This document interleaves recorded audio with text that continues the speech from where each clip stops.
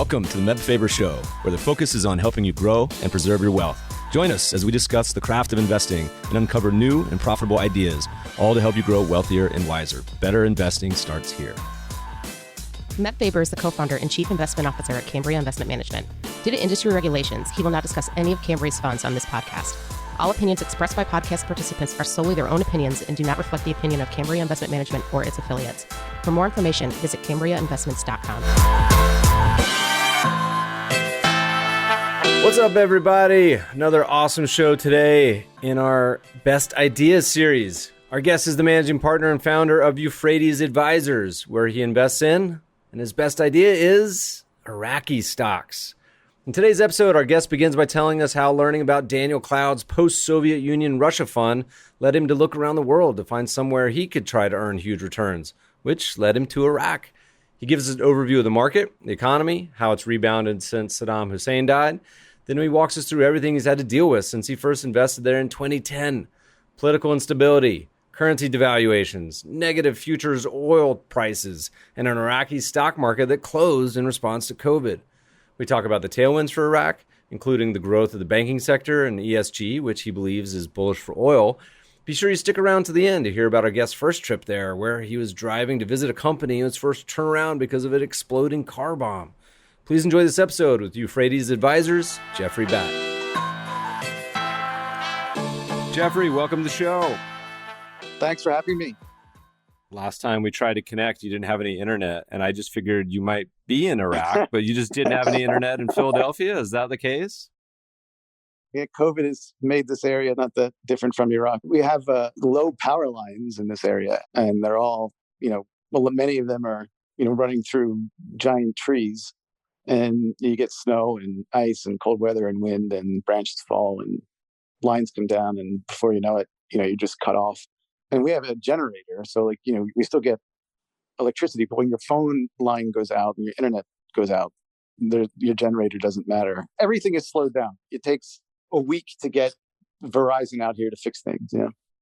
You're making the bull case for Starlink, it sounds like, Musk's project. It's funny because when I was an engineer undergrad, I remember writing a paper about iridium, which was 20 years ago. And living here in LA, I'd sympathize because when one of the most populous places on the planet, we literally don't have cell phone service in my house, which is actually kind of nice. But all right, well, glad to connect. Glad we both have internet. Wes Gray was the common friend that introduced us. Shout out, Wes. You live not too far away from the crazy folks at Alpha Architect. You need to go over to his office, aka his house. It's a unique place. This is almost the beginning of a joke. It's like a philosophy major walks into a hedge fund or something. Let's rewind to the origin story. Listeners, we're going to talk about investing in Iraqi securities in a little bit. But first, I want to hear, how does a philosophy major end up in that part of the world interested in investing? I was studying philosophy as an undergrad and wanted to go on and do a PhD, and if I could, and try and teach philosophy. Obviously, very ambitious. And while I was there, while I was studying philosophy, I was taking a graduate seminar on this obscure 17th century philosopher.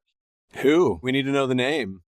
Leibniz, disputed inventor of calculus, father of the phrase, "This is the best of all possible worlds," which Voltaire famously mocked in Candide. But so I met this older guy in the class. He was maybe in his early 40s. I'm in my early 20s. In my opinion, he was the smartest guy in the class by far. He even looked more disheveled than your average philosophy graduate student, if you can even imagine that. He was brilliant, but very unpretentious, unconventional. I'm immediately attracted to people like that. I just like to be around people who are different and have different ways of thinking about the world, because they tend to be the ones who have the best ideas and the most interesting things to say. And so we became friends over the course of that year. And at the end of that year, I didn't have money I ran out of money to go to school, and I didn't have a cosigner for my student loan. So I couldn't get a student loan. And I told him I had to take a leave of absence to get a job to save up money to pay for tuition. And he was like, well, I'm starting a new family office that's going to invest in Asia. And I'm like, wait, what's a family office? And, before I came here to do my PhD, I started the first hedge fund to invest in post-Soviet Russia. We invested in Russian equities in 1994, and we were one of the best performing emerging markets fund in the world. And then I decided to leave. I made my fortune. I decided to leave and do a PhD in philosophy. And anyway, I'm starting a new family office. Why don't you work for me? You're looking for a job.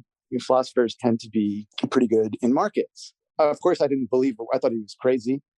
He did not fit my ill-informed image of what a ultra high net worth person looked like. I never met an ultra high net worth person before. In my mind, they looked a certain way, and he certainly didn't look like the stereotypic rich guy. So I told him I'd think about it, and then I went off to the library and looked him up and saw that it was true. That he was on I think he was on the cover of Barron's, maybe, or I found or maybe there was a feature article in a Barron's about him and his fund, and it was all true. So talked to my parents. They're like, "Yeah, why not? Give it a try." And I went to go work for him for a year in his family office that was focusing on East Asian emerging markets. I had no background whatsoever in finance. About the only thing I knew was that the New York Stock Exchange was in New York City. Other than that, I was utterly clueless. There was this 3-month period where I felt useless and totally lost and was questioning whether or not I made the right decision. But then I would say halfway into it, I started to pick up the basic concepts. It helped that we went to Asia and traveled to all these different countries in Asia and met with companies. And by the end of that year, I just had fallen in love with markets, because what I learned was that in some ways, investing is like applied philosophy, that philosophy teaches you to be. What you learn from studying philosophy is that one should be extremely skeptical of the claims that are made in the everyday world, because even the most sort of simple things in the world, like define what a table is, or define what a human being is, define what life is. Is a virus a living thing? Technically, according to the standard biological definition, no. So it seems to have all the characteristics of life, but yet it's not life. And we can't even define these basic concepts. How on earth can people tell me who's going to win the Super Bowl next year, or who's going to win the NBA Finals this year, or what stock is going to be the best performer over the next 12 months? Nobody really knows. And yet people make these claims all the time with great confidence. And what I learned in that year was that if you're skeptical of the conventional wisdom, if you're skeptical of the prevailing narratives that are out there in finance and politics and so on, and you sort of search for the truth on your own, that oftentimes you can find errors in conventional wisdom and poke holes in these prevailing narratives and invest in a way that would benefit from those views being wrong. What I loved about it was that what I learned quickly was that markets are very much a meritocracy, that me being some young, inexperienced investor in my early 20s could have a view on oil and oil stocks, or think that a particular oil stock was deeply undervalued and that the market was totally getting its valuation wrong. Warren Buffett or George Soros could say that, could take the completely opposite view. They could be sellers and I would be the buyer. It didn't matter that they were Warren Buffett or George Soros. It didn't matter that I was a nobody. All that mattered was who was right. It's something that I never found in the philosophy classroom. In the philosophy classroom, it was very much like a power dynamic that was hierarchical. The professor, even if you could be great deal of conviction that your view about some issue in philosophy is the right view, or at least is a compelling view, a professor can just shoot it down and there's really nothing you can do about it. There's no real way to determine who's actually right on these issues. In markets, there will be a winner and there will be a loser, and who you are makes no difference. And I love that. In many ways, it's talk about a dream job, fantasy of getting to travel and it being high compensation and involved in an incredibly dynamic world. It takes me back to the old Jim Rogers books, like The Adventure Capitalist and Investment Biker. I was actually thinking as you were talking, there's some of the most interesting reads in the world of investing to me are actually the economic history. There was a great one called Americana this past year, but things like Empire of Wealth, Ascent of Money, Birth of Plenty, all the bubble ones by McKay and others. And this is coming, guys, the reason I was asking you who the philosophy was, my wife was a PhD philosophy grad, so I've been exposed a lot to that side of the world. I think she was more Kafka, Nietzsche.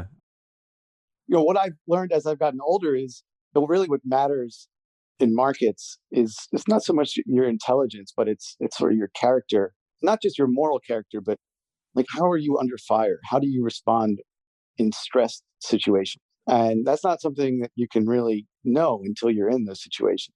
You find a lot of interesting things in philosophy about just this, the average person. This is sort of what separates people who are capable of achieving. The difference between a leader and a follower, I guess, is really that the leader is cool under fire. And what you find in markets often is that, even people who have gone to the best business schools, have tons of experience, can really become quite unsettled and error prone when the stakes go up and the cost of an error is very high. That's something I think is useful philosophy too, is that not that reading philosophers will give you that, but it's just helped me better understand how was it that when ISIS took control of a third of Iraq and took its second largest city in June of 2014, how was it that I survived that? How was it that my team and I were able to figure out in 2 weeks what was going on and actually get it right, make the right decision and not have that destroy us?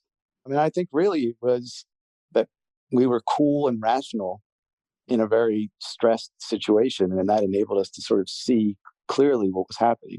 And that's a trait I think a lot of people don't have in markets, and I don't think it can be taught. I just think you either have it or you don't. And I've come to reflect on that a lot more, especially lately, given what's going on with COVID and everything. Well, under fire probably has a little bit more of a literal meaning for your part of the world than it does necessarily for what we do. Tell me a little bit. So, all right, so you start to get some stamps on your passport. How's the timeline work out? Do you end up finishing school? Do you just hop over and go full investor? What was the on-ramp? So I went back to school. I got a bonus, which at the time seemed like a ton of money, but in retrospect wasn't. But it was more money than, I'd ever imagined I would get in a lump sum at that point in my life. I went back to school and started investing on my own with that money. And I paid my tuition and had money left over to invest, and it was all great. But I just didn't have the same passion for philosophy that I did before. Instead, I would be in class thinking about markets. I would be on my laptop following the market or reading through a 10Q. I remember reading through Apple's. One of the great regrets of my life was that in 2003, I was back in school, and I've seen people with iPods, and just seemed so obvious that was an amazing device. And thinking that, so I was reading through Apple's latest quarterly, and so impressed by the whole thing. And the numbers were great, but the stock had doubled maybe. I'm like, oh, I missed it. Little did I know. But before I went to go work in finance, I was just completely focused on philosophy. After a year in finance, I was completely focused on finance. I just lost whatever passion and focus I had. Whatever focus I had on philosophy had switched to finance and markets. And after a year of being back in school, I just realized I was struggling with one class. I was the last Latin class, Latin 4 or whatever. It's what the hell with this? I'm just going to go out on my own. I have enough money to go out on my own. And again, in retrospect, that was a very, very, very foolish decision. And I think 99 times out of 100, if not, the probabilities might not even be that favorable. And that probably ends badly. But I had this guy, his name's Dan Cloud, who's a partner of mine now. He sort of became a mentor and said, okay, if you're going to do this, you need somebody to mentor you while you do it. You can't just do it. And you need to sort of work with someone. I did that for the next few years, and it went well, but I made enough money to support myself in New York, barely. But it was more of a sort of an education for me. And this was in 2006 or 2007. What Dan said to me was, look, what you're doing now is fine, but if you're really going to ever make money, you need to have a fund. To get a fund, yes, you have to be credible, you have to be skilled, but you have to have an idea that distinguishes you from everyone else. Everyone else is doing long, short, and everyone's in private equity and doing all this other stuff. And they all have business degrees from Harvard and Stanford, and you don't. So what's going to distinguish you is your idea. And so I went looking for like the next big thing. And what Dan found was Russia. And what was fascinating about Russia after the collapse of the Soviet Union was it was a total basket case. And it was being compared in like leading foreign policy journals, like Foreign Affairs, was saying, I think the headline was like Russia, the next Weimar Republic. They were forecasting a hyperinflation, which did occur, but they were also forecasting like a sort of Hitler-like figure taking over. And however nefarious Putin is, he's no Hitler. And of course, they got the economy completely wrong. And the fact of the matter is that there were extraordinary opportunities. You could buy a company, at the voucher auction, you could buy a company that had the same reserves as, I guess it wasn't ExxonMobil then, it was just Mobil had. So a Russian oil company that had oil reserves and production similar to Mobil's, but it was trading at 1 cent on the dollar. And you actually ended up making, I think, 100 times your money on that. But the idea was you look for these transitional situations where a country had some kind of flawed ideology, flawed political system, something dramatic happened. There was a revolutionary change. The old order was done away with, and a new order that sort of was more rational and more consistent with economic growth replaced it. During that transitional period, it's going to be very chaotic. There's going to be a lot of violence. There's going to be political instability. The macroeconomic environment will be unfavorable at first. But as the saying goes, you buy when there's blood in the streets. And that's what Dan saw in Russia, was that there was this country with enormous human capital, a huge natural resource base that was inefficiently run for half a century, more than a half a century. It was transitioning and embracing capitalism. And that would unleash that transition, and that new model would help it unleash its economic potential. Everyone was saying he was crazy, but the reality was there were good companies that were really, really cheap. And I guess the key insight he had was that it was a terribly screwed up place, but not quite as screwed up as everyone thought it was. And that if it just got a little bit better, that would be all it took for there to be this giant bull market. And he was right. It got a little bit better. There were many gut-wrenching moments, of course, and there was a huge crisis in 1998. But from 1994 to 2007, I think that fund returned 50x net of fees. And it came from, again, a country and a market that was considered uninvestable when it was actually the best time to invest. So I was looking for something like that. And the most screwed up place I could think of was Iraq. I didn't know anything about it except what I read in the newspapers. I had a bullish view on oil, so I was drawn to its enormous resource base. I remember that what really caught my attention was an article. I can't remember if it was in the Times or the Journal. It was something like one of those publications, and it was about how oil production was rising in the country. And in my mind, Iraq's a failed state fighting a civil war. So this is where I guess the philosophy comes in, or maybe it's not even philosophy, it's just common sense, really. But I asked myself, how on earth is oil production rising when in a failed state that's fighting a civil war? That seems, how do you reconcile that? And it seemed you couldn't. One of those claims had to be incorrect. You could not, either it wasn't a failed state or oil production wasn't rising. Both of those statements could not be true at the same time.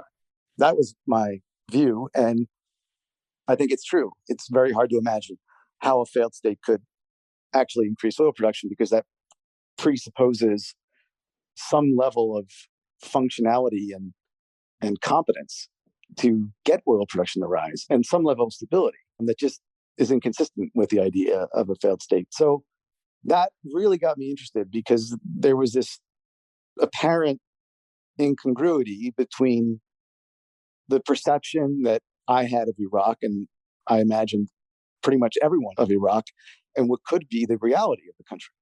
So I spent the next 6 months looking into it pretty closely. And I found that, the perception was off, that while, they were fighting a civil war and it was awful, was coming to an end. And that the surge, if you recall that term, the surge that 2006 and 2007 worked. And, there were many facets to it. It wasn't just an increase in the number of troops. It was actually very much the result of great diplomacy on our part. But it ended the civil war. Violence from terrorism was down 90%. Oil production was up. The country had, at that point, a 17-year period of hyperinflation that was just crippling it economically. And suddenly that ended.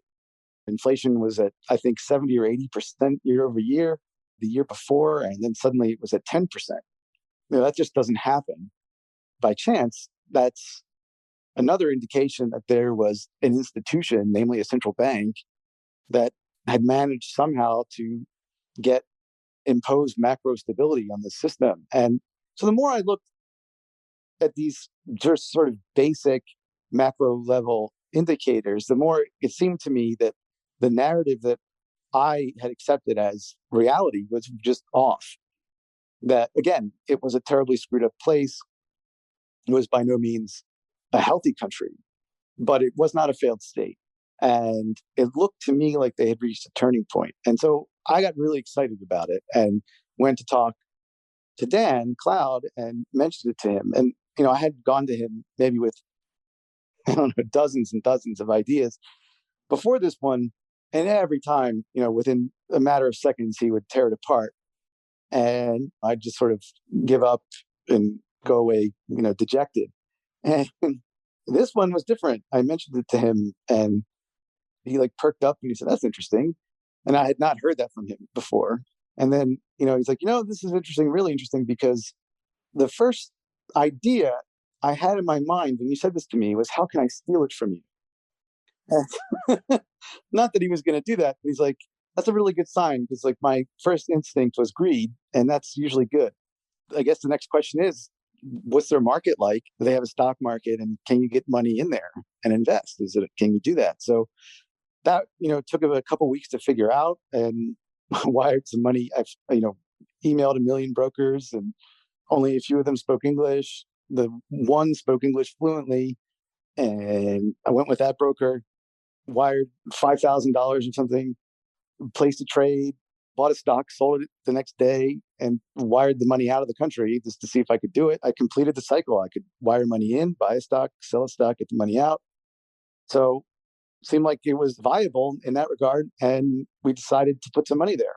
And before I knew it, I was pitching it to his two old partners at Firebird, and they gave me managed accounts. This was in early 2008. And in 2010, decided, I had enough experience there. I understood the situation there well enough to credibly market a fund. And that's how Euphrates Iraq Fund was born. I went to Dan and said, "I want to start a fund and do this." And I sold to him a small stake in my management company. We put money into the fund and we were off and running. Tell me a little bit about what the early days were like and give us some context. What's the ballpark total investable market? 10 billion. Smaller than GameStop currently. You could have the entire Iraqi stock market, listeners, or GameStop. Take your choice. Probably the same volatility. Maybe not. I bet Iraq's less. But no, Iraq's a little bit less volatile, actually. Although I'll tell you, in January, this is unaudited, but we were down 22% in January, and then we were up 27% in February. That's not normal. It was kind of a crazy period, but you have months where you have 20% swings in either direction. It's pretty volatile. Not GameStop volatility. Definitely not.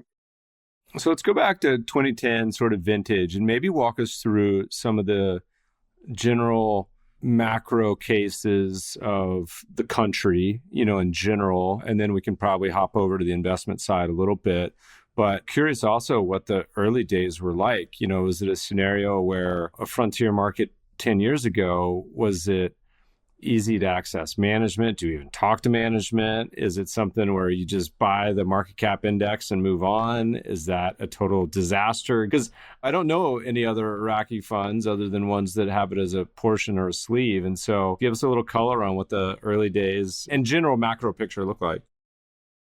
So the macro picture was very interesting in 2010. So the central bank had achieved macroeconomic stability. The currency had appreciated pretty significantly against the dollar, and then they put a de facto peg in place, and they had growing forex reserves, rising oil production. The price of oil was very favorable. So the currency, the macro picture was excellent. You still had a terrorism problem. You still had major car bombs going off maybe every 2 to 4 weeks in Baghdad and other cities. And maybe the monthly fatalities from terrorism were at the peak of the Civil War between 3,500 and 4,000 a month. At that point, they were maybe down to 200. So it was a huge improvement, but it was still a problem. Yeah, they had a terrorism problem. The economy was growing very rapidly. You had, I think that was maybe the first or second year that they had this nice run where they had several consecutive years of double-digit or near double-digit GDP growth, and assets in the banking sector were growing very rapidly. Everything that you wanted to see. So the macro picture was pretty bullish. The one problem was politically, and to this day, it's still a problem. They're sort of like the United States before the Constitution. They're the United States under the Articles of Confederation. That's the best way I can explain their political system to people who aren't familiar with it. It's a very decentralized, coming after Saddam, nobody had an appetite for establishing a political system with a strong central government. They were very fearful of the rise of another dictator. So they did the opposite. They went in the opposite direction and created a very sort of loose confederation of provinces and states. And the result was that you had all these different sort of factions fighting against each other for control. You had Kurds versus Arabs, and then within the Arab community and the Kurdish community, you had Shia versus Sunni. And it was just unstable in that regard. And a lot of the terrorism was really political violence. It was an outgrowth, or it was an expression, rather, of this political conflict that became violent. It was low level, but it was a nagging problem. But it became sort of normal. It got to the point where you almost looked at car bombs clinically. The shock value goes away pretty quickly when you're focused on a country where car bombs are going off regularly. The only way you can cope with it, I guess, it's sort of like medicine. You kind of can't get too close to the patient. You can't have like an emotional attachment to the patient, because sort of cloud, at least that's the consensus view, I guess, that it will cloud your judgment. It's the same thing in a frontier market with a terrorism problem. You have to look at it clinically and not get emotionally attached to it. And you start to figure out, okay, a horrible car bomb goes off. The people who did that, they made at least 3 or 4 mistakes every time there's a major car bomb, the people who did it left 3 or 4 mistakes behind for somebody to find. They're going to have to go into hiding now for a while. So there's not going to be another one. It's very unusual for there to be multiple ones in a short period of time, because the people who did it have to hide and regroup. Otherwise, they risk getting caught. So you could figure out, okay, it's not going to get that much worse unless there's some kind of major shock or reason for it to escalate. Things could stay at this tempo for a while. And you get used to the terrorism problem, and you just start to focus on the companies. What I learned is the entrepreneurial class in Iraq was really no different than entrepreneurial class anywhere else in the world, that they were living in an environment that presented a unique set of challenges, and they had to adapt to those challenges to thrive and prosper. And they did. So I quickly learned that to operate effectively in a market like this, you have to filter out a lot of that stuff. You have to be able to filter out the noise pretty well and efficiently, and focus on just whatever the signals are. And the signal to me was, companies are growing. Despite the terrorism, companies are growing. Despite the terrorism, the economy is growing. Despite the terrorism, oil production is steadily increasing. It's not destabilizing consumer price index.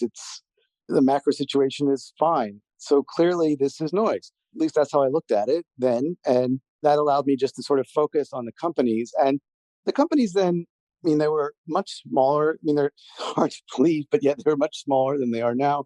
Very, very wary of foreigners, particularly Westerners, not out of any kind of animosity towards us. It was just out of they were unfamiliar with us. And so initially, I had a very difficult time contacting, getting in touch with management of any of these companies.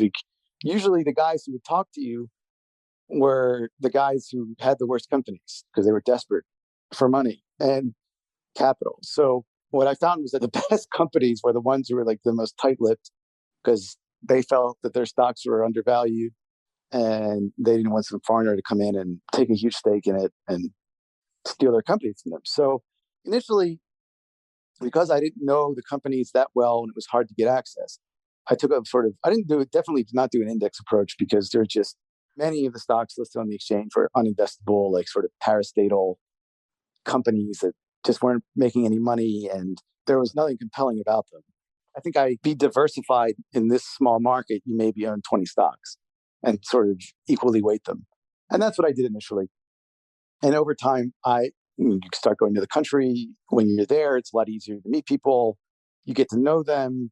Over a period of years, it becomes clear who real winners are, who the really smart people are, who have the best businesses that you can trust, and which companies look good on the surface, but have a lot of dead bodies hidden and are untrustworthy. And you start to figure that out. You get more access. You start to build a relationship. You start to trust each other. And over time, I was able to develop or gain the confidence that was necessary to start really stock picking and becoming much more discriminating. And right now, we hold 11 names in our portfolio. So it's a super concentrated, long-only book, but that's where we have the most conviction. We went from not having any access to being on the boards of these companies, very politely and subtly agitating for change over time. One of our largest position is a company called Baghdad Soft Drinks, which is a Pepsi bottling and distribution business in Iraq. Iraq is one of the few countries in the world where Pepsi is the dominant soft drink. In Baghdad, it has 80% of the market. In the entire country, it has about 60%. And they doubled their dividend in the last 2 years. And we had a lot to do with that. By the way, everyone knows Pepsi's gross compared to Coke, but that notwithstanding, give me like a ballpark, like market cap. So when we're talking about these names, the whole stock market's $10 billion. This is like a $500 million company. Back then, it was probably like a $70 or $80 million company. Very cash rich, no debt, no leverage at all. But I think they were producing about 20 million unit cases a year 10 years ago or so, and now they're well over 100 million. They only had Pepsi and Mountain Dew and one other product to sell in 2010, and now they have a lot of others. They have Aquafina water. They're going to get Tropicana juice this year, and they were originally just in Baghdad in the central part of the country. Now they're nationwide. I think in the last 12 years, sales are up 10x or more. It's just a wonderfully run company. There were major governance issues when we first invested. The governance in a frontier market is never going to be anything close to what you find in the developed world. Not to say the developed world doesn't have its issues with governance, but it's a different universe, a different mindset. And we've got them to come a long way in the last 10 years to the point where we're on the board and we can say, look, you generate so much cash flow, free cash flow this year that you really can afford to increase the dividend. And after your CapEx requirements, you're going to spend to grow in a very rational way. And there's still plenty left over for you to increase the div. Let's do it. Reward shareholders. It's been a brutal year. And they did it. It's night and day, really. It's almost an unrecognizable. If you look at Iraq today compared to what it was like when I first invested, it's almost unrecognizable in that regard and other important regards. But yeah, going back to 2010, the best way to put it is that there was this sort of information asymmetry where it was really, really hard to figure out like which companies were worth investing in. It was really hard to figure out where you should put your money. But once you got on the other side of that asymmetry, you had this huge edge. Now, like, which companies are good companies and which ones should be avoided. They can be tricky because some of them look like they're growing very rapidly, but their numbers just don't add up. It's just they flat out lie in their financial statements, or the growth is unsustainable, or they're doing it in some kind of way that's going to like end up destroying the company. And it's hard to tell initially because back then disclosures were weak. Financial disclosures have gotten much better. The market was like only trading 3 days a week, and they were trading on whiteboards. Back then it was like open outcry for 2 hours a day, 3 days a week. Now it's 5 days a week, and everything's automated, electronic. It was like slow going and painstaking, but once you put in the time, you go to the country, you meet these people, get to know them well, and then suddenly you have this huge edge over everyone else that wants to invest there that isn't really that familiar with it. That's kind of the environment that I was in for those first few years. Things started off wonderfully, but then I guess in 2013 was a really good year for us, but you could see that the political situation was becoming much more unstable. Terrorism, which had been very low, collapsed from its peak in 2007 and stayed low until 2013, started to tick up again. And it was a pretty steady rise. And, in 2014, early 2014, there were some really disturbing things happening in the Sunni parts of the country. In the middle of 2014, everything just blew up and created a situation where not only was the country facing an existential risk because of the Islamic State and the threat that posed to the territorial integrity of the country, and of the post-Saddam political order. But the price of oil also peaked a week or two after ISIS took control of Mosul. And then I think it was at like maybe $100 to $110 a barrel, and then collapsed. That was the high. And then over the next 6 to 12 months, it just completely collapsed. So they faced a situation where they're fighting a war against ISIS to try and reclaim this territory that they lost. The political system is a total basket case, and the economy is in a depression. It wasn't that different, I guess, economically from what the United States looked like in the early 1930s. They really had an extreme, painful economic depression.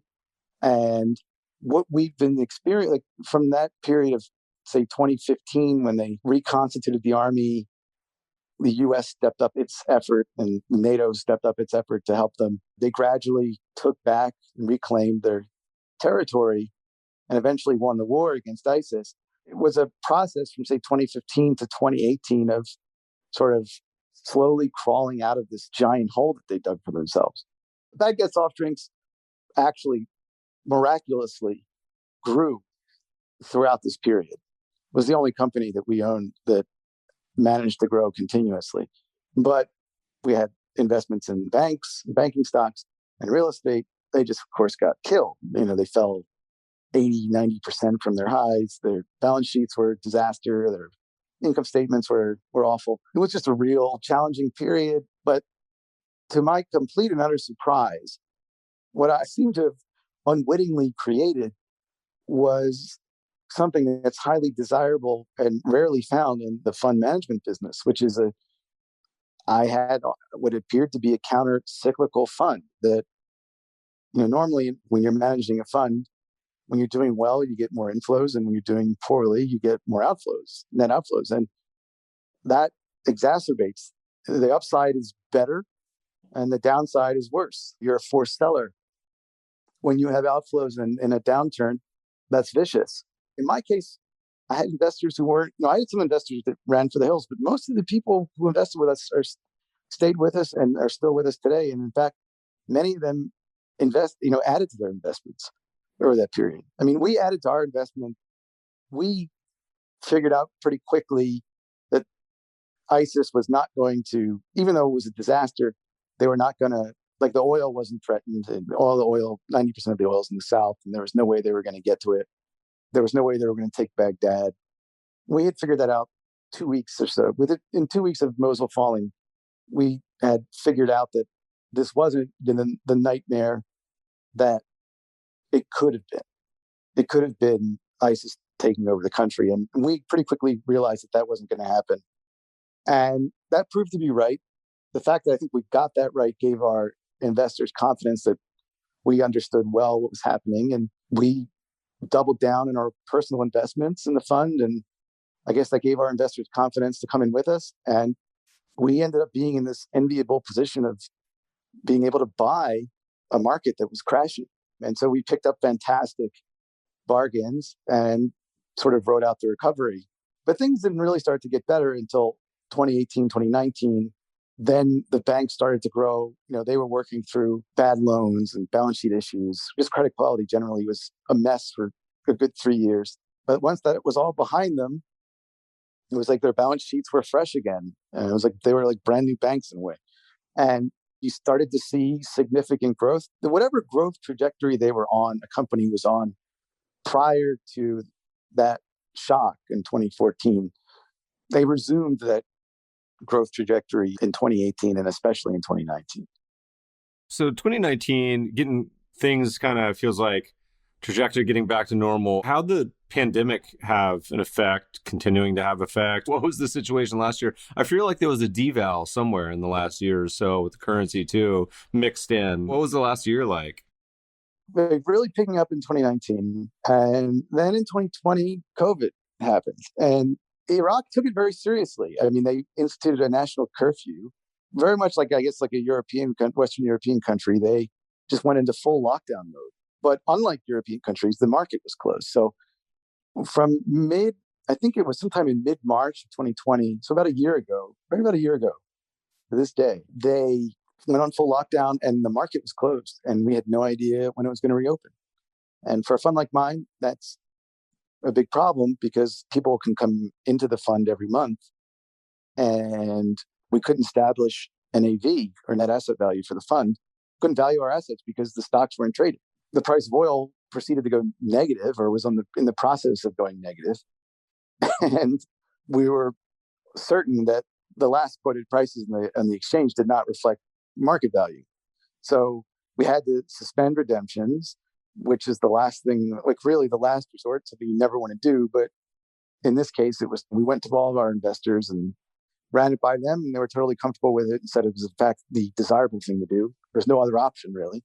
So we had to really suspend operations in the fund until the market reopened. And the market was closed until the last week of April. It reopened. We reopened the fund. And the next thing, a month later, we were down 40% from where we were. But once again, we had inflows, luckily, fortunately, and we opportunistically bought the crash and the panic. And we write very lengthy monthly newsletters. I mean, I think that's also one of the reasons why we have such a durable and sticky investor base is that we go out of our way to keep them informed about what's going on in the country. I guess if you're just doing like a regular plain vanilla fund, you write a quarterly letter and it's not all that insightful. Your investors really don't care. They just want to see how you're performing.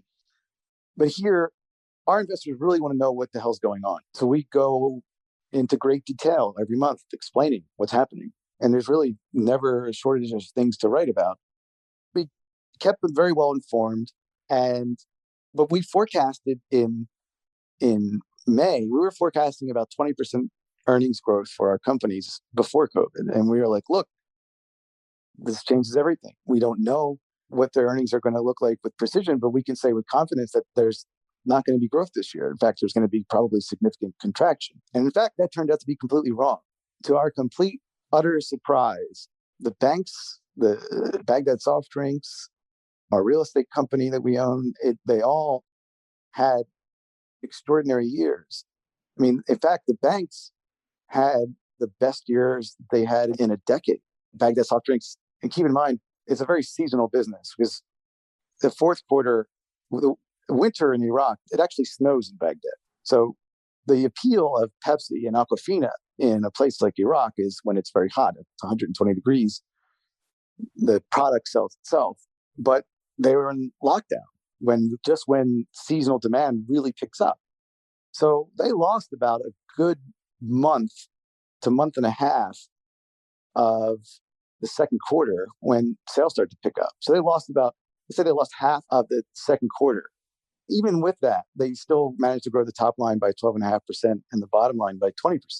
If you X out the second quarter and just look at the first, third, and fourth quarters of 2020 compared to 2019, it was even better. I don't have the numbers off the top of my head, but it was closer to 20% sales growth and 30 to 35%, I think, earnings growth.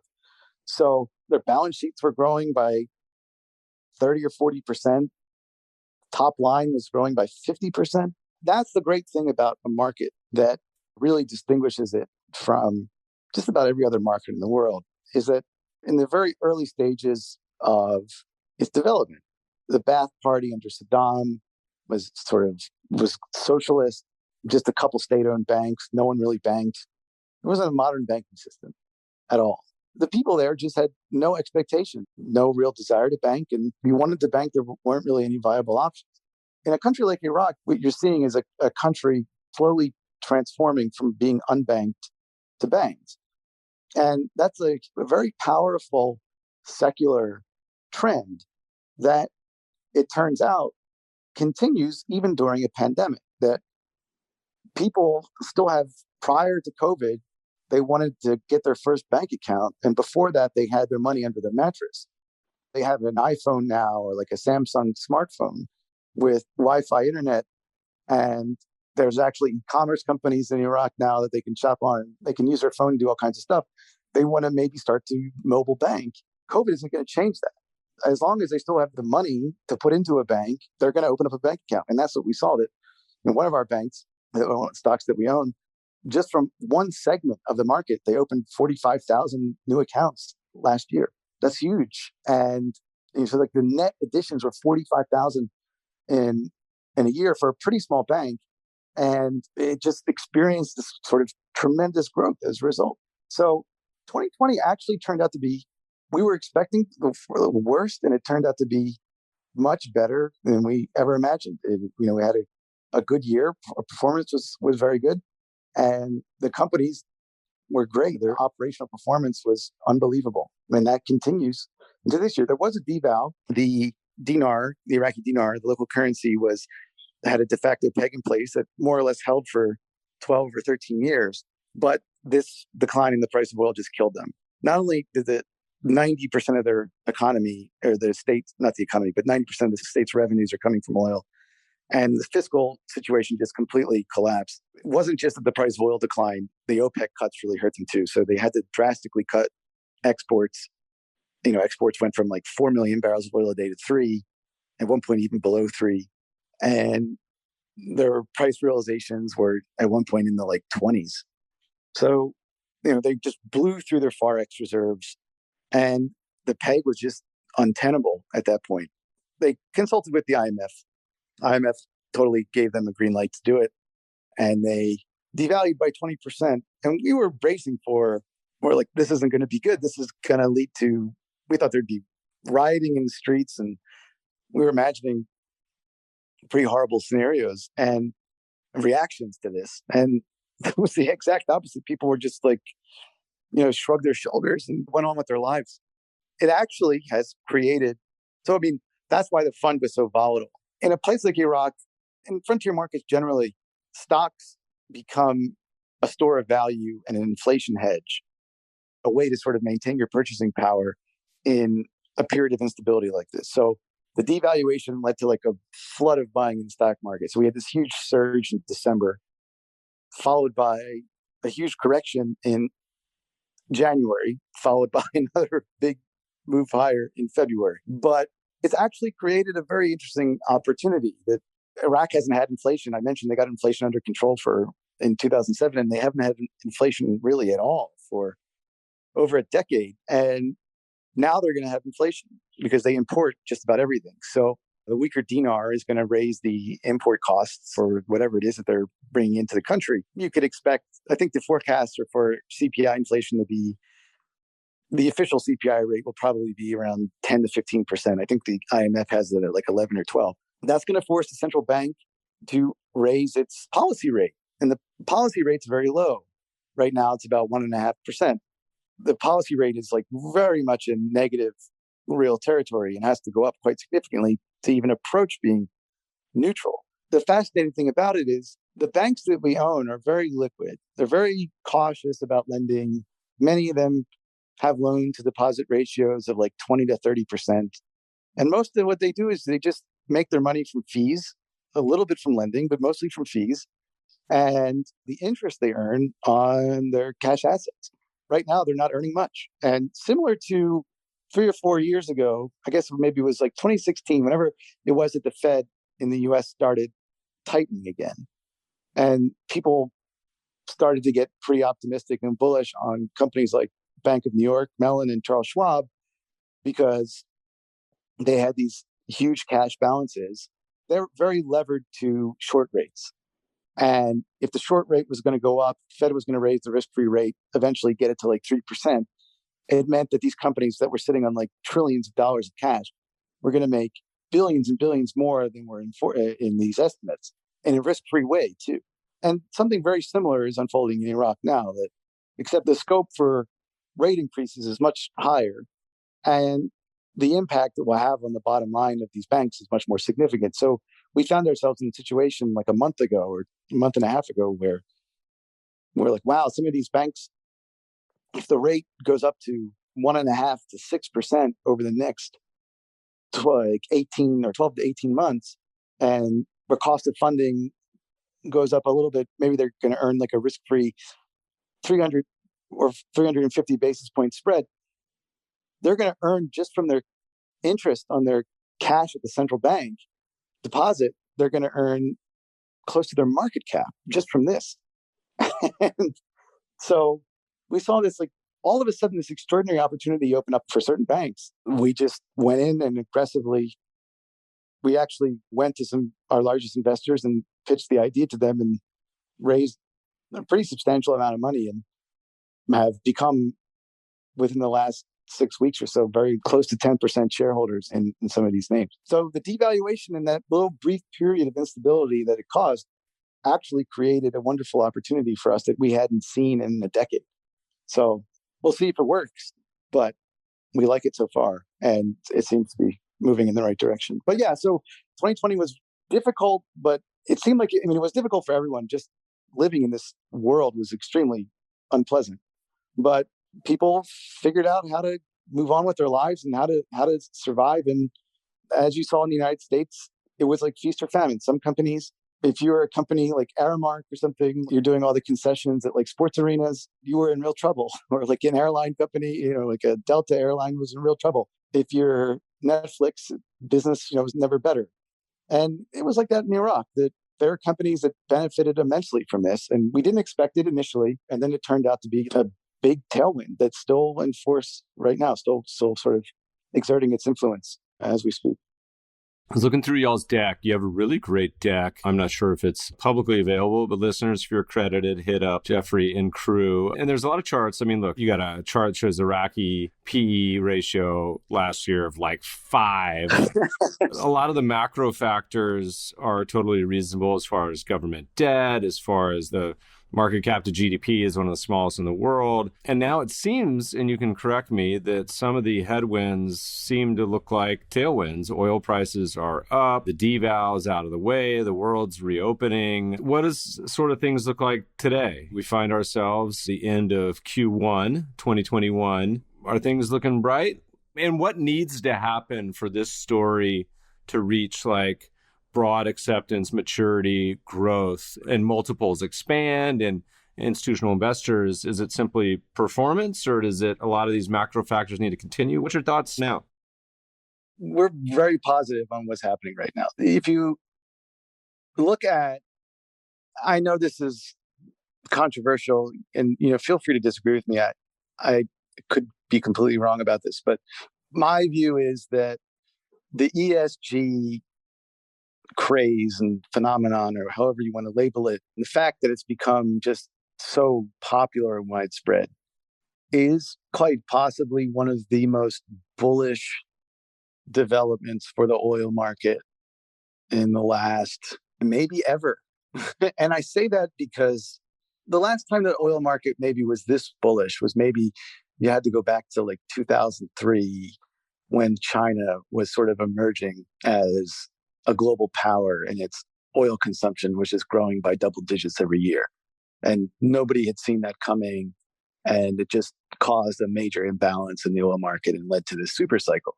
Now, I don't know if we're going to get a super cycle in oil.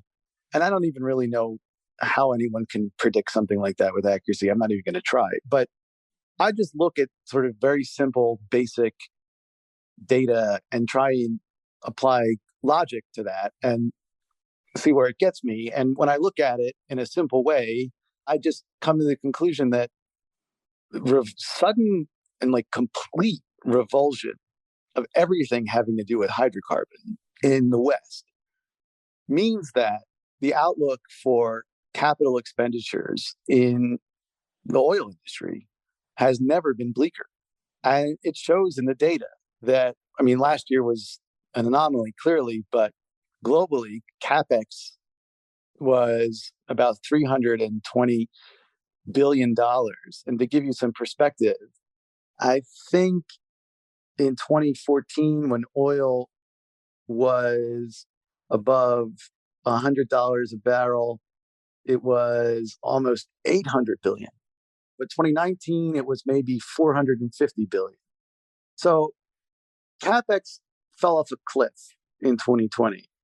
And it's sort of interesting to look at what CapEx looked like before COVID, because what shale did to the oil market was really destroy the returns that you got. Your IRR in sort of a shale oil investment started to collapse in 2017, 2018, and 2019. It got to the point where, these shale companies were just pumping all kinds of money into, the only thing they cared about was oil production growth. That's all they cared about. They didn't care whether it was economical, whether they were going to actually generate any kind of free cash flow, whether they were going to be able to just fund their operations from the cash that they generated from their business, or if they were going to keep having to issue shares and tap the debt market. And they were able to do that for a while, tap the capital markets for cheap capital to keep increasing production. But the returns went down significantly, and the supply crushed the price of oil, which made returns even worse. It got to the point in late 2019 where the cost of capital for shale companies had gone up significantly. It's funny, if you look at the Dallas Fed, if you ever want to know what's like going on in the shale industry, you go to the Dallas Fed's website and they have a quarterly energy survey for the Texas area. And it's all about shale. And they have these very colorful quotes from people who are operating in that area. And several of those guys they called shale oil Ponzi. They said it's a Ponzi scheme, that it's not a self-sustaining process. You need a greater fool to come in with more capital to bail out the last guy who came in. They were saying that in the fourth quarter of 2019 before COVID hit. So the outlook for CapEx was very negative before COVID. Then COVID hit, and it seemed like the whole ESG phenomenon just went into overdrive, that governments in the West became more determined than ever to focus on green revolution in energy. And that oil was looked at like tobacco. And Biden has now banned drilling in federal land. And you look at oil majors in Western Europe, and they're like turning into renewable energy companies. They're promising that they're going to basically be carbon neutral, and some huge percentage of their output will be green and won't be hydrocarbon based in 10 or 15 years. Well, that's a huge problem, because if you look at the scenarios that are contemplated in the Paris Accord agreement, there's a 2 degree Celsius scenario, they call it. It's called 2 degree C. And the idea is what do we need to do? What kind of green transition needs to take place to limit the increase in the atmospheric temperature to just 2 degrees Celsius over a certain period of time. And it contemplates a dramatic reduction in oil consumption and a huge transition to green energy, even in that scenario that's outlined in the Paris Accord. the world will still need another, I think, 370 million or billion barrels of oil, and requires another 14 or 15 trillion dollars of capex from between now and 2040, just for the oil market to be in equilibrium. And we're not getting anywhere near that. So if you look, you'd have to spend about 580 to 600 billion dollars a year, every year until 2040, to get to about 11 trillion, which is not even 14 trillion. And so if you assume that demand is going to be impacted permanently to some extent by COVID, and so that the capex requirements come down 20%. So if you lower it from, say, 14 trillion to 11 trillion or somewhere in that area, you're still going to get nowhere near that level of capex to get the oil out of the ground that's required to keep the market in equilibrium with the amount of money we were spending, even pre-COVID. We were still falling about $100 billion a year short. So over a 20-year period pre-COVID, that's $2 trillion short of this reduced estimate. And now with ESG taking hold in the way it is, I think the outlook for that is even more dismal. So I just don't know where the capex is going to come from. You have major endowment funds that are, I mean, just look at BlackRock and Larry Fink. They're throwing their weight around. They're demanding that the companies that they invest in outline how they're going to be more ESG compliant. And a big focus is going to be on the E part of the equation. And I just don't see them 10 years from now financing shale oil companies. I think it's going to become very unattractive to anyone with an ESG orientation to put money into a company like this, to a hydrocarbon company. But that creates a real problem, because the fact of the matter is we need oil between now and 2040 to prevent the price from skyrocketing. And I just don't think we're going to get it. I think that the aversion to hydrocarbon has become so strong. Demand has proven to be pretty resilient, as we now see. It looks to me like the outlook for oil is extraordinarily bullish. And that has wonderful implications for a place like Iraq, because they're a low-cost producer.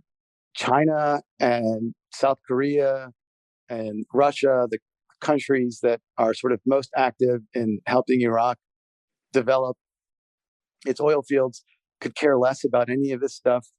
And they're just looking to make money and looking to secure their share. They just want to make sure they have access to oil resources in coming years. And Iraq has one of the lowest costs of production anywhere in the world. It's about, for their conventional fields, it's about $5 a barrel. So it's very cheap, and they'll benefit from this because they actually have the ability to increase production significantly over the next 10 or 15 years. So they could be a huge beneficiary of what could be a rising oil price environment. And the fact that they can increase production and exports could really result in a windfall for them, which, if spent wisely, and that's a big if, but if it is spent wisely, could really transform their economy. As we kind of look at the opportunity set today, forget emerging markets, frontier markets in general, you're going to have these opportunity where these markets are, we just did a podcast with Dan Rasmussen talking about buying emerging markets when they're down. And we've done a lot of research too that shows that buying markets when they're down 60, 80, 90%, often which just coincides with low PE ratios. It's kind of the same thing by a different name, usually is a pretty good idea. And in ditto, reviewing some of the opportunity set in your stocks. For someone who's been at it for 10 years, how would you counsel investors, professional as well as individual, listening to this podcast? I know they could invest in your fund is one choice. How hard is it for someone to actually transact in Iraqi stocks today? Is it still really hard? Is it something you could do with an Interactive Brokers account? What's the lay of the land? You're being charitable even describing it as frontier because you can find a ETF for Nigeria, and you could find ADRs or GDRs for Georgian companies in London. Iraq, you're not going to find anything like that, and certainly not on the Interactive Brokers. They don't even have a third-party custodian right now. The stock exchange is the custodian, so they're still in the Stone Ages actually in that regard. But that's actually another really bullish development is that they have this new, really capable, impressive guy running their version of the Securities Exchange Commission. And he reached out to us in January and said, we wanted to have a Zoom meeting to discuss ways to develop their capital markets and to make it more attractive to foreign investors. And this is the first time in 10 years that anyone had ever expressed any interest in that at all. I mean, we had constantly met with the Iraqi ambassador to the United States. We've talked to people at the State Department who are focused on economic development in Iraq and Treasury, and even met with the National Security Advisor, the head of the Iraq desk on the National Security Council in Trump's administration, to talk about this. Like, how do you develop their capital markets? And there was no traction. And then suddenly, this guy gets put in a technocrat, gets put in charge of the Securities and Exchange Commission there. And we had this meeting with him, and the first thing we tell him is, you need to work on custody. Right now, even if foreigners want to invest, it's like almost impossible because a foreign fund is going to have a difficult time investing without a third-party custodian. It's just the way things work these days. In the early days of Firebird, there were no custodians. There wasn't even a market. They were like buying stocks at like fish markets and coffee houses. But things have changed radically since then. And you just have to have like a reputable international bank act as a custodian for your exchange. So we discussed that at length. And he said, okay, let's talk a month later. So a few weeks ago, we got an email saying, let's have another Zoom call. And he started off the call telling us what he did about custody since our first meeting. And I won't go into details, but I can say generally that he took action. He started a process that he believes will lead to Iraq having a third-party custodian. He said he was warned us it won't be fast, but could happen later this year. And that would be a game-changing event for that market. There are a few global funds that definitely, that have exposure to Iraqi equities, but most won't go near it just because of the custody issue. So now suddenly, if people have a bullish view on oil and they want to get exposure to a very cheap bank with a very high dividend yield that's growing rapidly and that's exposed to oil in a big way in a frontier market, suddenly their screens will start showing Iraqi banks or Iraqi telecoms or Baghdad soft drinks as attractive opportunities. And if they want to invest, they'll be able to invest. So the last 10 years or so, we've pretty methodically sucked up much of the free float. These in the most attractive companies, at least from our point of view, what are the most attractive companies on the exchange today? And, it's a $10 billion market. And if foreign money comes in, I think if $100 million came into the Iraqi market from foreign funds, that alone could lead to a doubling. I mean, I'm not saying that that's going to happen with certainty. This is a guess. I could be completely wrong. I'm not promising that that's performance that's going to happen, but it wouldn't surprise me if something like that happened, because it's just hard to find stock at this level right now. It's so illiquid right now because nobody really wants to sell with valuations this low. The prices are going to have to go up for supply to come onto the market, and it won't take much money to push prices up significantly. And something else that's happening that's very bullish too is we never imagined doing this. And I guess some could call it style drift. We don't think it is at all. I mean, we built it into our mandate, so I guess we did imagine it in some way. But we have the ability to put 5% of NAV into unlisted companies that are doing business in Iraq. In other words, private equity. We never did it just because we don't have a background in it, and there's never really anything appealing, never anything that we thought was super attractive to make us want to go in that direction. But starting a few years ago, there was the emergence of this tech scene in Iraq, and consistent with a broader trend in the region that I would say in the MENA region generally, actually, what's happening in technology in many of these countries is extraordinary. And most people are completely unaware of it. But what you're finding is that, these people who were past generations of Iraqis or Nigerians or Egyptians or whatever, whatever country you're thinking of in that area, they were pretty much cut off from the outside world. And I think in Saudi Arabia, like when they second king they had wanted to put in, the TVs were illegal. The religious authorities said that, in the like 1963 maybe or 64, so the TVs were illegal at that point, and the king had this like radical decree that you could have televisions, and that created rioting in the streets in Saudi Arabia. Right? There were like real riots, and it was like a big problem just because they introduced television. So like that part of the world was really cut off from everything else that was going on in the rest of the world, and particularly what was going on in the West. Now, I think 5% of the population had a smartphone in Iraq in 2010, and now 70% of the population in Iraq has a smartphone. Very few people had internet connections 10 years ago. A significant majority of the country has an internet connection now. We're just upgrading the 5G. They just upgraded the 4G, but that's a big deal for them. So you have this whole group of 20-somethings, like the millennials in Iraq, who don't have the same background and experiences and prejudices that their parents and grandparents had. So instead of going to the mosque on the weekend, they're going to an incubator and trying to build their fledgling. They have an idea for a tech company. And they're trying to actually write the code for whatever it is they're doing. And, so you've seen these incubators pop up and this whole new class of tech entrepreneurs that are creating essentially clones of what's worked in the West, in the developed world. There's never going to be an Intel in Iraq or anything like that that requires significant manufacturing ability. But there's a company that's a major e-commerce company. I can't say it's a major e-commerce company, but it's the e-commerce company.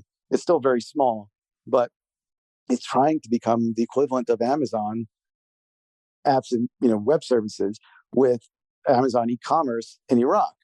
There are companies trying to become the Zillow or Redfin of Iraq. Companies trying to become the micro-blogging social media sites of Iraq. What is the scene for the region in general as far as investing? Are most of these companies, do they have broad exposure to just Iraq? Is it to the region in general? Do they have revenue exposure ever to, say, Europe, America, Asia? Just Iraq. But that's the thing, is that Iraq is so far below its potential. Just to put it in perspective, in the early 60s, Iraq's GDP per capita was about $500. In the late 70s, 79, when Saddam came into power, it was $3,500. And Iraq had the most developed industrial infrastructure in the Middle East, had the best system of higher education in the Middle East. And its economy, in terms of GDP per capita at least, was on par with South Korea and Malaysia. Saddam destroyed that. It was one of the single greatest episodes of wealth destruction in modern history, outside of Myanmar and North Korea. I would say Saddam's Iraq ranks third. From 79 to 2003, it was just a series of disastrous decisions and then sanctions. And by the time he was overthrown, GDP per capita is back to 500 in 2003. So it's the same level in 2003 that it was at in 1963, 40 years earlier. Now, it's back to say 5,500, 6,000, but it should be more like 15,000. And in 5 or 10 years, more like 20,000. They don't really have to sell into other markets. Potential for growth in Iraq itself is extraordinary. And a country going from not having a banking system to having a banking system means that banks tend toward oligopoly, right? There tends to be 3 or 4 banks in every country that dominate. And it just, for whatever reason, that's just the way banking seems to work. And that's happening in Iraq. There are 2 or 3 private banks that have the best chance of becoming the dominant banks in the country. And a decade from now, right now, 15% of the population uses the banking system, but in 10 years, 60 or 70% are using the banking system. That kind of growth is once in a lifetime. It's once, not even, it happens once, period. You go from unbanked to banked once by definition. And in Russia, what you saw when that happened, something very similar happened in Russia in the 90s.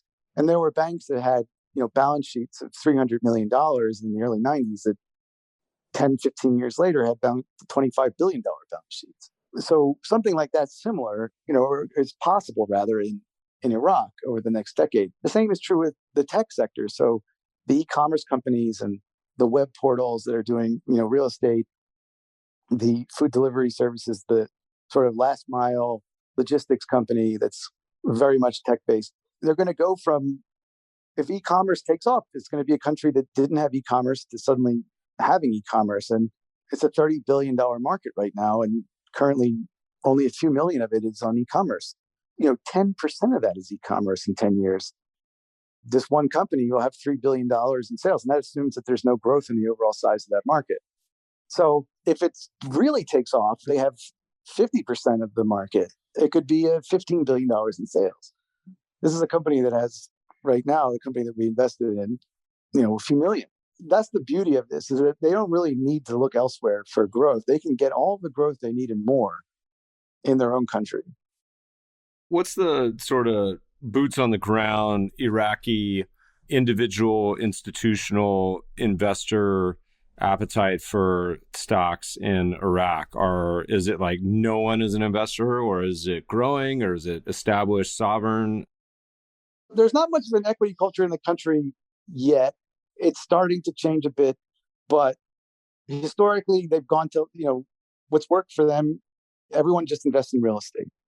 It's like they own land and real estate. It's worked for centuries. And so why change a good thing? But we've seen more interest in the region, especially in the last year or so. We've been getting calls from local funds that are in the MENA region that are starting to explore Iraq. And, our broker is seeing more interest from locals, especially, again, from the younger, the same group that in the United States would be on Reddit using Robinhood and speculating in GameStop or something, is starting to take an interest in stocks in Iraq, not to the same sort of frenzied extent, but it's happening. So again, there's this sort of generational shift in attitude that we see taking place, where the older generations were like, stock market is just a casino, it's gambling, you can never make money, to just put your money in land, God isn't making any more of it, et cetera, to the younger generation who wants to just own stocks and be involved in tech in one way or another. So that's like a new tailwind that we really, we haven't seen before. And we hope it develops and gets stronger over time. And it could. So yeah, it's another encouraging thing about the market right now. I imagine that we could do an entire second episode just on stories of investing in Iraqi companies. Is there any one particular memorable investment that stands out over the past 10 years? Here's what I can tell you. I'll tell you about my first trip there. The period had just ended where things were so bad. Planes that landed at Baghdad International Airport had to do with these corkscrew landings where you just don't land. You actually have to start like going down in a corkscrew pattern in circles so that you're a harder target to hit surface to air missiles. So like that period had just ended and planes were allowed to land normally. And so that's when I came in. And intellectually, I realized that there was a huge difference between what was actually happening in the country and what was reported. Narratives are powerful things. For most people, narrative is reality. That's all they know. And even though I had been exposed to data that showed me the narrative was flawed in many ways, the narrative still had a very powerful influence on my psychology when I was approaching Baghdad.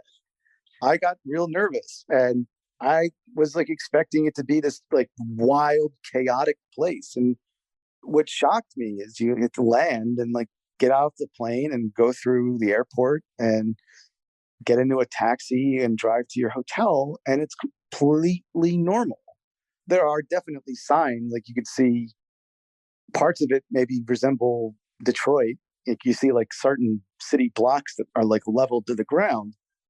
But then you also see parts that are affluent. And you see like women window shopping, pushing their kids around in strollers, like carrying like expensive handbags.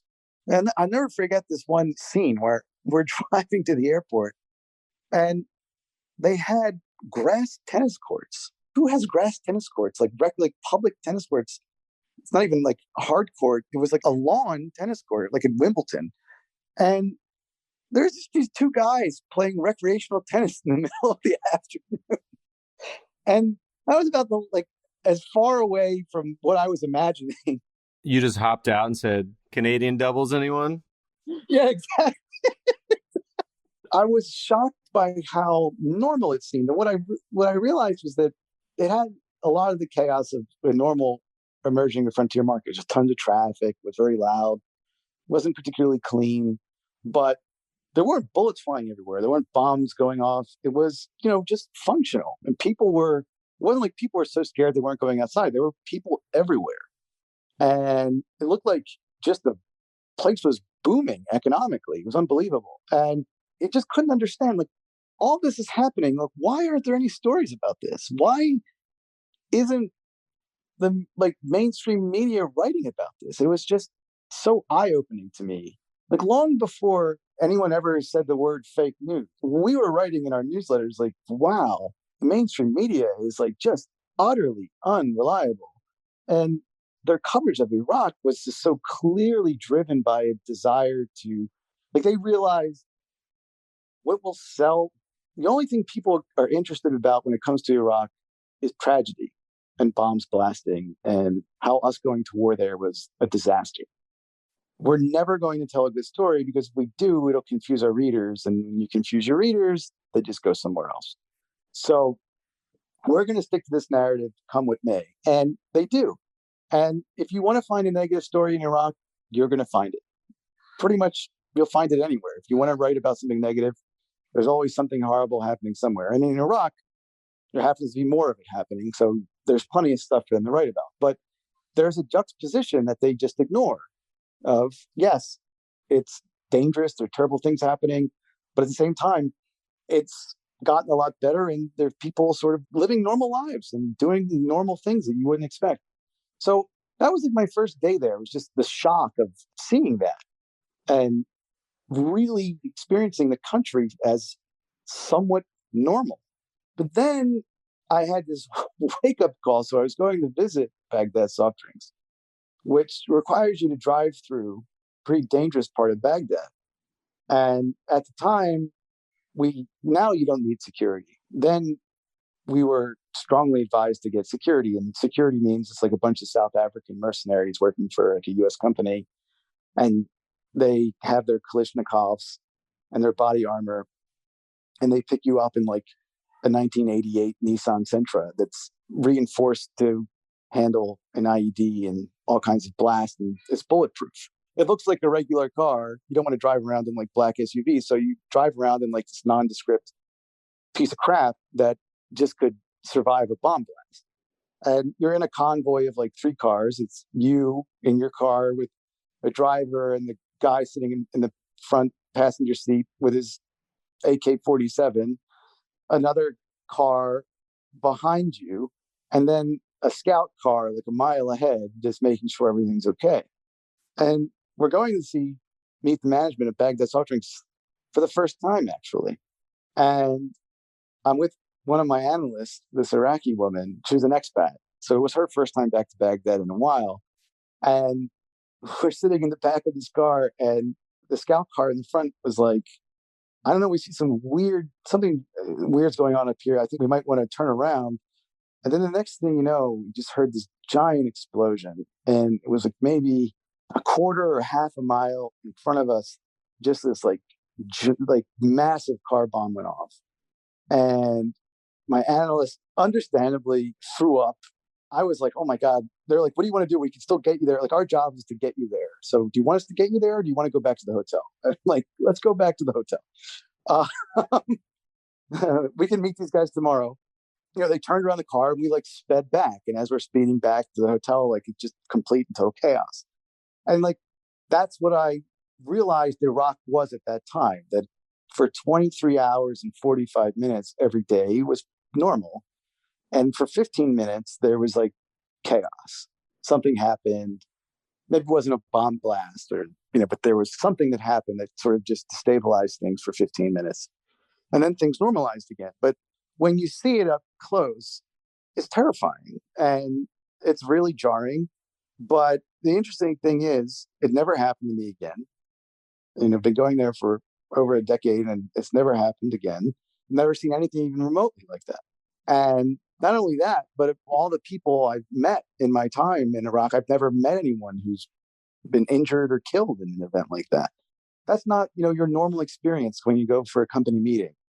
And I assume you've been back many times since. Have you noticed a difference over the past 10 years? Oh, completely. I mean, a car bomb went off a couple months ago and it was like a shock because it hadn't happened in years. And managers of these companies take you to their social clubs and, you're outside and it's like this outdoor like dining area with music blasting and they're serving Johnny Walker and drinking beer and people are getting pretty hammered, actually. Sign me up for the next investor tour. I'll join you. It's amazing. And like, you have like your belly dancers and it's quite the scene. It's people are like, smoking their hookahs. And I'll tell you what, the places that tend to be the most chaotic or most unstable tend to have the best parties. Because the people really need to let off steam. And man, the nightlife there is just pretty extraordinary. You could certainly point to places like Colombia that turned the corner and economic booms have happened. We could be, who knows, 5 years away from the Lonely Planet crowd saying, Condé Nast saying this is the next hot travel destination. We'll see. But before COVID, there actually started to be people like that, going like really adventurous people going to Baghdad and like posting travel blogs about it. It was pretty cool. Anyway, yeah, so it's a night and day from what it was when I first went there. Jeff, we should do this again. This has been a great deep dive. I think a lot about emerging markets, frontier markets, whatever comes after frontier. And to me, it's one of the most fascinating, interesting, and opportunistic spots in the whole world. If people want to get information on you, your fund, the opportunities, are you guys accredited only? How's it work? Yeah, we're accredited only. We have a basic website. You can contact us through the website if you want. euph.com. Perfect. We'll add that link to the show notes as well as your Twitter handle. Jeff, it's been a blast. Thanks so much for joining us today. Likewise. Thank you for having me. I had a great time. Podcast listeners will post show notes to today's conversation at mebfaber.com/podcast. If you love the show, if you hate it, shoot us feedback at themebfabershow.com. We love to read the reviews. Please review us on iTunes and subscribe to the show anywhere good podcasts are found. Thanks for listening, friends, and good investing.